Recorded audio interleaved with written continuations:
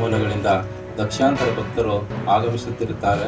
ಈ ಒಂದು ಕಾರ್ಯಕ್ರಮದಲ್ಲಿ ನಾಡಿನ ಮುಖ್ಯಮಂತ್ರಿಗಳು, ಉಪಮುಖ್ಯಮಂತ್ರಿಗಳು, ಸಚಿವರು ಮತ್ತು ಮಠಾಧೀಶರುಗಳು, ಜಿಲ್ಲೆಯ ಶಾಸಕರು, ಹಾಲಿ ಮತ್ತು ಮಾಜಿ ಶಾಸಕರುಗಳು ಮತ್ತು ಜನಪ್ರತಿನಿಧಿಗಳು ಎಲ್ಲರೂ ಸಹ ಭಾಗವಹಿಸುತ್ತಿದ್ದು, ಈ ಒಂದು ಕಾರ್ಯಕ್ರಮ ಒಂದು ರಾಷ್ಟ್ರ ಮಟ್ಟದಲ್ಲಿ ಒಂದು ಹೆಚ್ಚಿನ ಜನರು ಸೇರುವ ನಿರೀಕ್ಷೆ ಇದ್ದು ಲಕ್ಷಾಂತರ ಮಂದಿ ಸೇರ್ತಿದ್ದಾರೆ.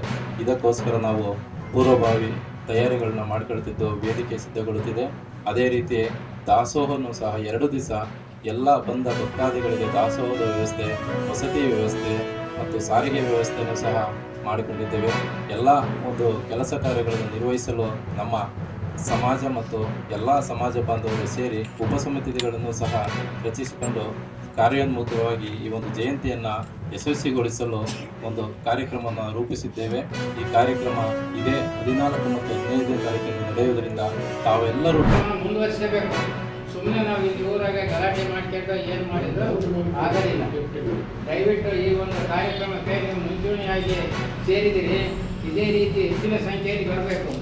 ಏನು ಮಾಡಬೇಕು ಅನ್ನೋದು ಈ ನಮ್ಮ ಬಸರೆಡ್ಡಿ ಅಣ್ಣ ಎಲ್ಲ ಹೇಳ್ತಾರೆ. ಮುಂದಿನ ಕಾರ್ಯಕ್ರಮ ಯಾವ ಥರ ನಡೀಬೇಕು, ಎಲ್ಲಿಂದ ಎಲ್ಲಿಗೆ ಹೋಗಬೇಕು, ಹೋರಾಟ ಅಂದ್ರೆ ಹೆಂಗಿರ್ಬೇಕು ಬಿಡ್ತಾರೆ. ಯಾರು ಮಾಡಿದ್ರಪ್ಪ ಈ ಕಟ್ಟೆನ ಅಂತ? ಅವತ್ತು ಇಂಜಿನಿಯರ್ಗಳಿಲ್ಲ, ಅವತ್ತು ತಮ್ಮಲ್ಲಿ ಇಂಜಿನಿಯರ್ಗಳು ಹಿಂಗೆ ಕಟ್ಟೆ ಹಾಕಿದ್ರೆ ಹಿಂಗೆ ಭದ್ರವಾಗಿರುತ್ತೆ, ಇಷ್ಟು ಎಕರೆಗೆ ನೀರು ಬರುತ್ತೆ ಅಂತೇಳಿ. ಇವತ್ತು ನಾವು ಏನು ಮಾಡಬೇಕಪ್ಪ ಅಂತಂದರೆ, ಅವತ್ತು ಅವರು ಹಿರಿಯರು ಮಾಡಿರ್ತಕ್ಕಂಥ ಕೆರೆಗಳಿಗೆ ಅವ್ರು ಎಂಥ ಚೆನ್ನಾಗಿ ಮಾಡಿದ್ದಾರೆ. ಅಲ್ಲಿ ನೊಟ್ಟಕೆರೆ ಕೋಡಿ ಬಿದ್ದರೆ ಯಾವ ಕೆರೆಗೆ ಬರಬೇಕು, ಆ ಕೋಡಿ ಕೆರೆ ಬಿದ್ದರೆ ಯಾವ ಕೆರೆ ಬರಬೇಕು, ಯಾವ ಊರಿಗೆ ಕೆರೆ ಬರಬೇಕು ಅಂತ ಒಂದು ಹನಿನೂ ನೀರು ವೇಸ್ಟ್ ಆಗದಿದ್ದಂಗೆ ಕೆರೆಗಳು ತುಂಬುವಂಥ ಕೆಲಸವನ್ನು ಮಾಡಿದ್ದಾರೆ. ಇವತ್ತು ನಾವೇನು ಮಾಡಬೇಕು ಅಂತಂದರೆ ಆ ಕೆರೆ ತುಂಬಿಸುವಂಥ ಕೆಲಸವನ್ನು ಮಾಡಬೇಕು.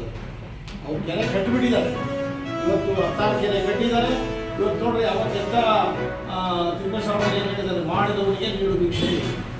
ಒಂದು ಹೆಣ್ಣುಮಗಳು ಗರ್ಭಿಣಿಯಾಗಿ ಆ ಕೂಲಿ ಕೆಲಸ ಮಾಡಿದರೆ ಬೆತ್ತ ಇಟ್ಟರೆ 2 ಕೂಲಿ ಬರವಂತೆ.